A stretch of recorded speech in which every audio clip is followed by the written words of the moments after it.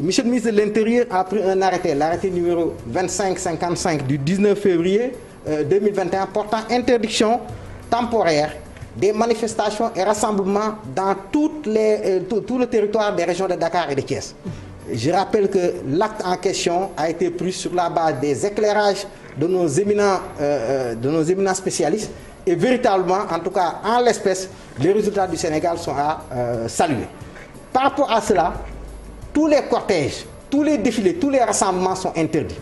La situation que nous avons connue le 8, vous-même, beaucoup de Sénégalais ont pensé que, au lieu de venir disperser, il fallait véritablement persuader les gens qui s'étaient regroupés au niveau de Keur Gorgui de se disperser. Hier, tenant compte de cela, tirant les enseignements de cela, moi-même, en tant que préfet du département de Dakar, je me suis déplacé. Je pèse bien mes mots.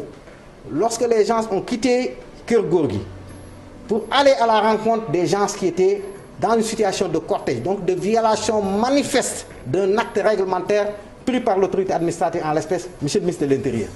J'ai parlementé avec ces messieurs-là. J'ai discuté. Silence radio. Je suis revenu à la charge. À partir du point de l'ISM, donc après plusieurs échanges et tentatives, nous avons trouvé un terrain d'entente. Je répète mes mots. Avec qui? Sonko? Je ne dis pas M. Sonko parce que je n'ai pas eu à échanger avec lui, mais avec les responsables de ce cortège, particulièrement un certain Michel Ndiaye et surtout Maître Ba, de laisser 4 ou 5 véhicules poursuivre naturellement, je dis bien naturellement, le trajet, ce qui a été entendu et accepté.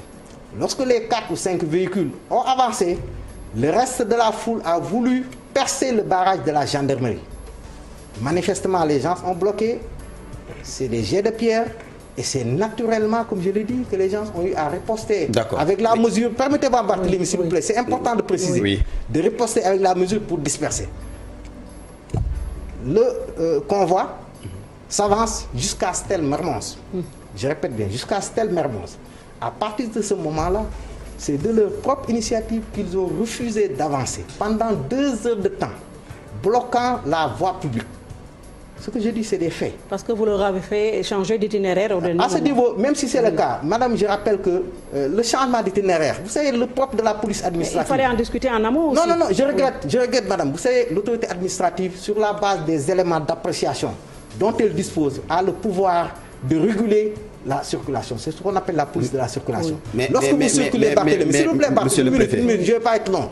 Lorsque vous circulez face à un barrage, ou bien qu'un élément de la force publique vous donne une orientation, mais je suis désolé, tout le monde accepte de prendre cette orientation, d'autant plus que, comme je l'ai dit, l'important c'était de permettre à ce convoi-là d'arriver à destination. Mais vous ne vouliez pas qu'il passe vers l'université? C'est pas l'université seulement, c'est pas l'université, ce n'est pas du tout ça. D'abord, je suis désolé, madame, lorsque vous êtes au niveau de Stel-Mermoz et que vous devez rallier le centre-ville, la corniche, c'est la voie la plus courte, la voie la plus dégagée. Oui, mais sauf qu'Ousmane Sonko aussi, il est libre de passer par où il veut. C'est un citoyen, il est encore libre de ses mouvements. Il fallait l'encadrer pour qu'il puisse passer sur son itinéraire. Vous pensez que c'est responsable, moi en tant que préfet de département, responsable de l'ordre public, que je laisse une caravane, un convoi passer, je ne parle même pas de l'université, passer devant le centre national de transfusion sanguine, passer devant l'hôpital de Fann avec tout ce que ça a comme conséquence au moment où des gens sont là-bas en traitement dans le cadre de cette pandémie, passer devant Abbas Ndao. Vous avez des forces de l'ordre pour encadrer tout ça? On n'était pas dans ça, on n'était pas venu dans le but d'encadrer. Comme je dis,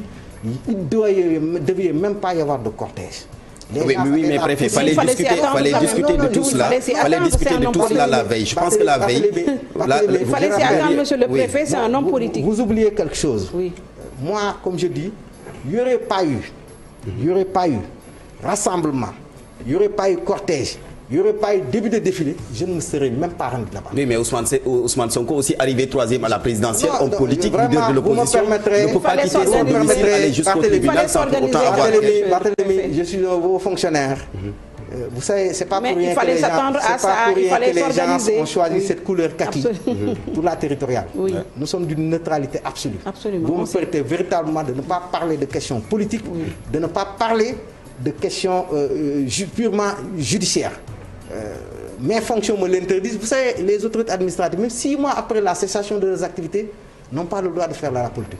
Mes fonctions me l'interdisent.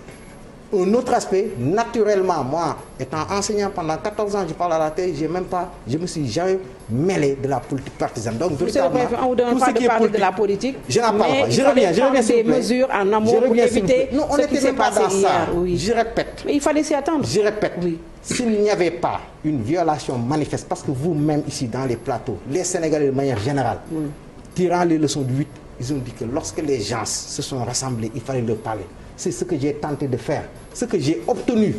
Mais véritablement, comme je l'ai dit, à partir de Stèle Mermoz, il y a eu un blocage. Et en tant que responsable, vous pensez que si je n'avais pas agi comme ça, et que les gens passent par un autre itinéraire, s'il y avait gravi, vous allez me dire, monsieur le préfet, vous n'étiez pas responsable. Parce que ce n'était pas ça l'important. Pourtant, les patriotes disent que c'est la gendarmerie qui avait bloqué le cortège. Je regrette, je suis formel. Lorsque les gens sont arrivés au niveau de Stèle Mermoz, ils sont restés sur la voie publique. Et ça en permet de revenir. Ils ont trouvé sur place un barrière de la gendarmerie. Ça, on l'a vu sur les images. Je regrette parce que le cortège était conçu ainsi. Un premier véhicule de couleur blanche, 4x4, communément appelé 8x8, dans lequel se trouvaient d'ailleurs beaucoup, en tout cas, des reporters ou des journalistes. Ce qui n'était pas un véhicule de presse. Je répète, je suis formé là-dessus, ce n'était pas un véhicule de presse. Et 3 autres véhicules. C'est eux qui ont pris l'initiative véritablement de s'immobiliser. Et je suis venu gentiment leur demander véritablement de libérer la voie publique. Parce que vous savez, la circulation des personnes et des biens, c'est un droit fondamental. C'est un droit fondamental. Mais est-ce que Sonko était le seul à troubler l'ordre public quand même? Je ne vais pas parler de ça, comme je dis, vraiment les aspects judiciaires. Mais quels sont ces nervis-là qui étaient avec la gendarmerie et la police? Est-ce que ce sont les gros bras qui étaient aux côtés de la gendarmerie et de la police? Vous parlez de plusieurs choses à la fois. On était sur l'incident d'hier, comme je dis. Il s'agissait véritablement, il s'agissait véritablement de permettre au convoi de rallier le tribunal régional. On avait choisi, en tout cas, on avait proposé un itinéraire et c'était possible de prendre cet itinéraire. Quand les gens sont restés scotchés sur le rond-point, j'ai pris mes responsabilités en demandant aux gens de libérer à défaut. Et vous avez demandé aussi aux forces de l'ordre de gazer les journalistes? Bon, vous savez, heureusement qu'ils n'ont pas été gazés parce que... Mais pourquoi vous avez demandé? Est-ce que vous étiez dépassé par les événements? Est-ce que le préfet était dépassé par les événements? Jamais. Barthélémy, dites-moi, est-ce qu'un seul journaliste ou un seul reporter, à la fin de sa mission, a rendu compte? Il y a un caméraman qui a été blessé. Ça, je suis formel. D'ailleurs, les vidéos circulent partout. Non, vous savez, les vidéos, ça, vraiment, je ne voudrais pas revenir là. Vous avez dit gazer tout le monde et même la presse. Aucun journaliste n'a été blessé, même si aucun journaliste n'a été blessé. S'il vous plaît, je ne voudrais pas revenir là-dessus. Mais si vous le voulez, je peux bien... Si, parce que quand même, les gens ont quand même...